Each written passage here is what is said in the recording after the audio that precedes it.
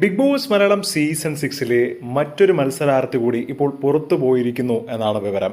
ഇപ്പോൾ ലാലേട്ടൻ്റെ പിറന്നാൾ ആഘോഷത്തിൻ്റെ ആ ഒരു എപ്പിസോഡൊക്കെ ഷൂട്ട് ചെയ്ത് കഴിഞ്ഞു. നാളെ ആയിരിക്കും അത് ടെലികാസ്റ്റ് ചെയ്യുന്നത്.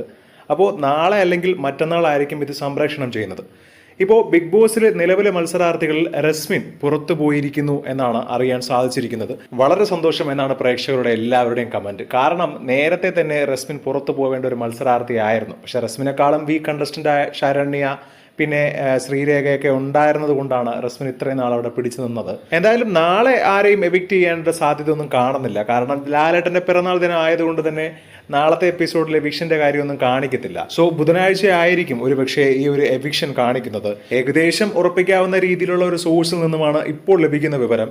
ഒരു 70% ഏകദേശം ഉറപ്പിക്കാം റസ്മിൻ തന്നെയായിരിക്കും പുറത്തു പോകുന്നത്. മാത്രമല്ല അവിടെ ബാക്കി എല്ലാ മത്സരാർത്ഥികൾക്കും നല്ല രീതിയിൽ കട്ട ഫാൻ സപ്പോർട്ടുണ്ട്. പിന്നെ മത്സരാർത്ഥികൾ